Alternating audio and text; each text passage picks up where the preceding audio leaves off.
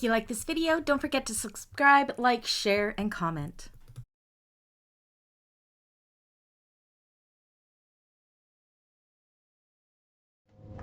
Hello everybody, welcome back to my channel and another cutting video. Today I am happy to be cutting along with you the Kato Drawstring project bag by Kandou Crafts. This is my first pattern of Kandou Crafts and I'm super excited to do this. I've been really into my knitting lately, so I thought, hey, let's take a break from some purses and let's do some project bags. I know many of us are multi-crafters, so these bags are great. So this one, I will be doing the small size. It does come in 3 sizes. I can't show you a picture of it because I haven't made this yet, and I do not have, due to copyright reasons, I can't share other people's photos. I just don't want to cross that bridge to potentially get in trouble. So if you are seeing this, there's Coco, she says hi. If you're seeing this and you need to know what this looks like, I should have a Meet the Bags tutorial up already. If not, it will be up soon. I will also leave a link down below to Kandou Crafts website, so you can definitely check out all of the amazing tester photos there to decide and what you want to use and get some inspiration that way. Now this comes in 3 sizes. I'm going to be making the small one today. There's minimal hardware. Most of this is done in cotton. I'm actually going to be using some vinyl on the base just to kind of snazzy it up a little. Minimal interfacing. I don't cut the interfacing with you through this, mainly because we all have different types of interfacings we use from country to country. So your cotton pieces, you would be backing with the medium woven interfacing like SF101 or EB Fuse Light. I'm actually going to do my main panels with EB Fuse Medium just because I'm using cotton, so I want to give it more of a canvasy feel. So I'll be backing those pieces with EB Fuse Medium, which is similar to a Pelham 809, but it's woven. The drawstring panel I will be backing with not SF101, EB Fuse Light, which is like an SF101. It's a medium woven interfacing. All the EB Fuse products I do buy from Emmaline bags. Let me show you what I will be using in this. So my main fabric, I'm going to be using this fun fabric. I got this from a local quilt shop here. Let me find out what this is called on the selvage.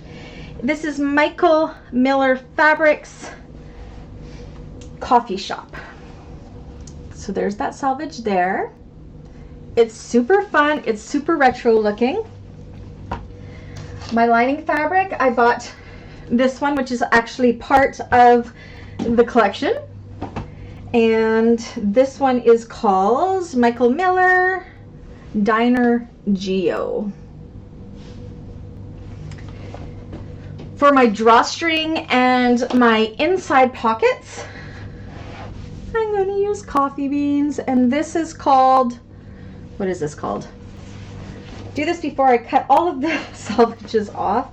This one just says it's Elizabeth Studio Pat number 643. Okay, and then this one has a base, and you can definitely be using cotton for that. I thought it would be a lot of fun to just use a little bit of vinyl on that bottom, and mainly because I want to use this crimson red pearl vinyl from Galaxy Customs, and seriously, look how much that is going to pop and how cute that is going to be. So I'm super excited to do this. So this will just be on that bottom accent of it. You do not want to make this bag out of vinyl because then the drawstring's not going to work. Your bag is not going to close up. So soft squishy fabrics are definitely the key.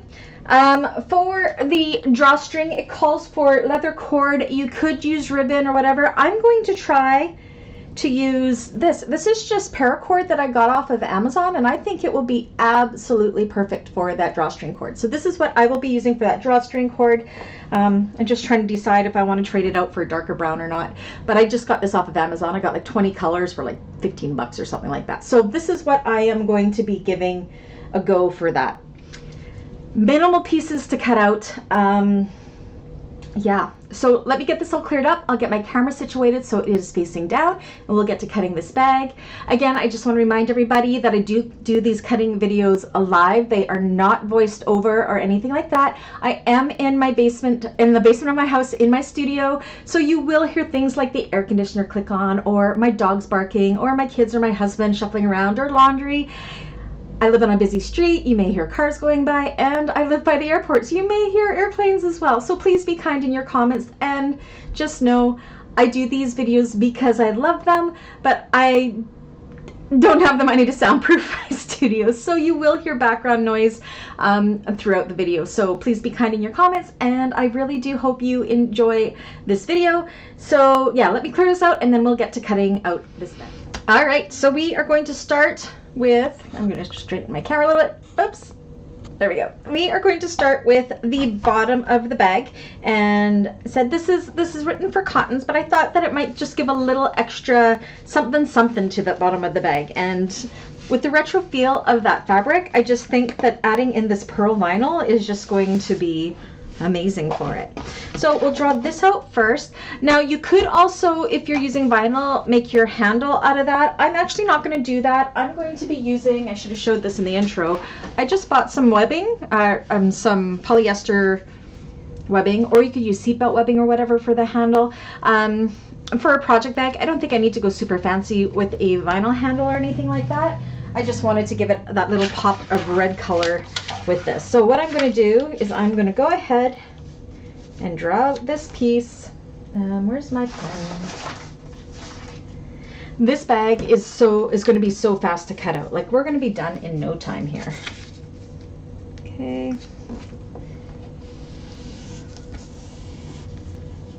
So this is the base piece, and we need to draw out 2 of these.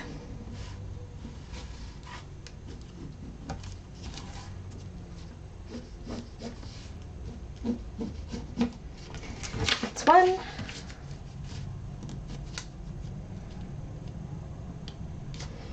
And the second one.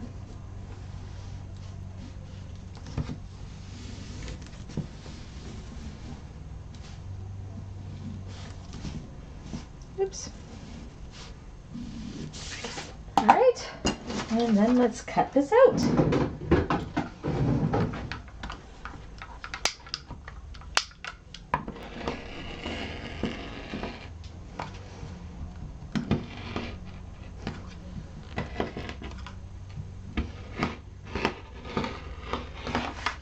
And if you're using a cotton instead of a vinyl here, you would definitely back it with a woven interfacing. I won't be backing this with anything. And if you are on a domestic machine, you can definitely leave it uninterfaced if you wanted to, depending if your fabric is thick enough, like if you're using a canvas or what have you. My cotton pieces, I have to interface because I am on an industrial machine, and my machine will just eat up those fabrics if I don't have at least a medium woven interfacing on them. Okay, so that's all we are going to be cutting from our vinyl pieces. If you're doing vinyls, that's the 2 base pieces. I'll get this cleaned up, and then we'll start with the next fabric. Okay, so now we need to cut out 2 main panel pieces. Now this fabric I could definitely do some fussy cutting with, I guess. I'm making the small one, so there's not going to be, like, I'm not going to try to fit her in it because I think she's too tall for this one. But let me see. I want to do her. Again, I always put myself in fussy cutting. Ugh. And she's just going to get squished in anyways, but you know what? I think I'm just going to go right there. Now this has a line here, and what that is saying is the grain line, and you want to make sure that that is lined up with the selvage. I'm not too sure why. You just have to. I think it's for stretch of the fabric. But again, I'm going to be interfacing this, so that shouldn't matter too much. So there's one. I could cut these 2 at a time, but because I kind of want to see what my panel is going to look like, I'm going to do 1 at a time.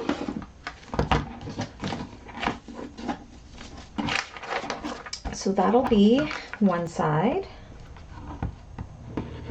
Again, I should have changed my rotary blade. I know, I think I say that every single video.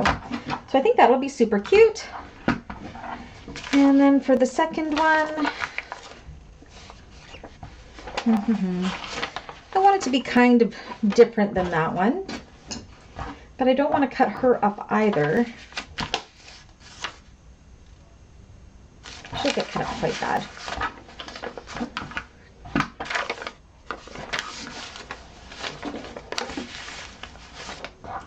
We'll go for about the same, I guess. Maybe I can go, let's go right in here, and then we get a little bit or different, have this coffee cup as our center type thing.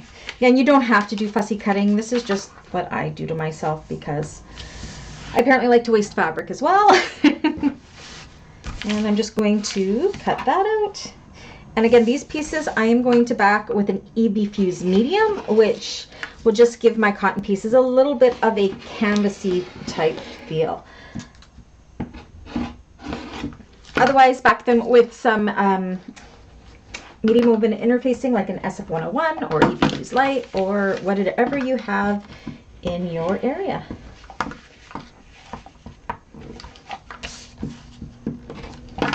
Okay, so those will be my two main panels. You can see it's not going to be a super big bag for this one. All right, and I'll put those aside for now. We can put this away. Next, I'm going to grab out my drawstring fabric, which I think will be super cute on the top of the bag. And my drawstring, I'm actually going to use this for my internal pockets as well, and my drawstring channel. Okay, so once again, we want to see where the selvage is going. We have selvage lines on our pattern pieces. Open this up.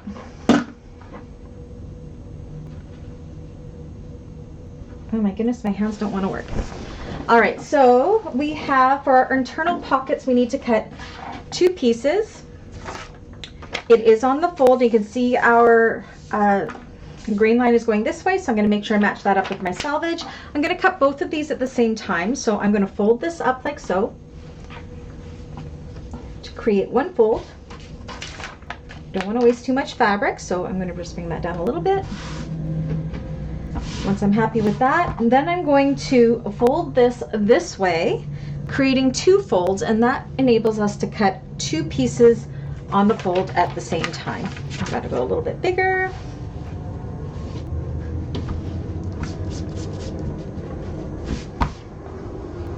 There goes an airplane overhead. Okay, so I have this on the fold, and you can see I have 1, 2 folds. Putting this over top and cutting them both out at the same time. Now my lining pieces I will be backing, and my pocket pieces I will be backing with EB Fuse Light or SF101, whichever one you want to use.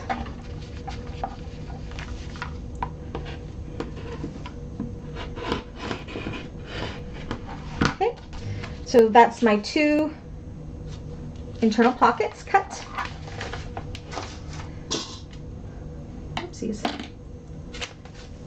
And now we just have drawstring channels. So this is not on the fold, but it is, we need 2 of these.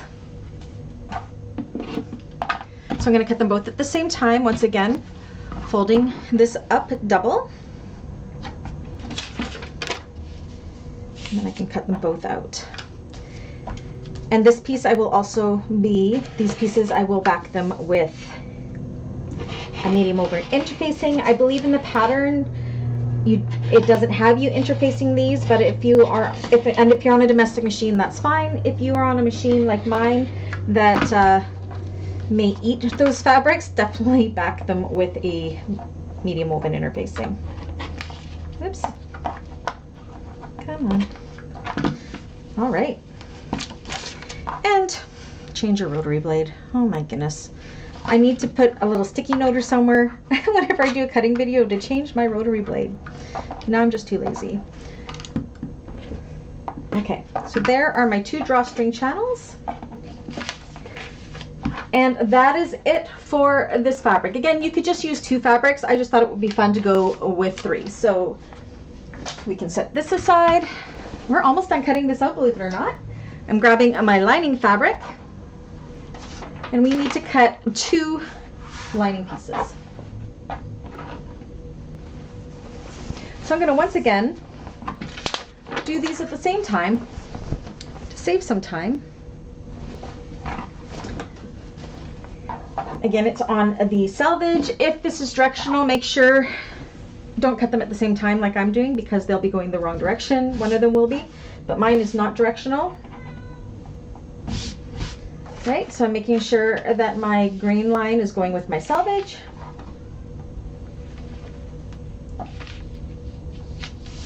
And I'm going to go ahead and cut both of these out at the same time.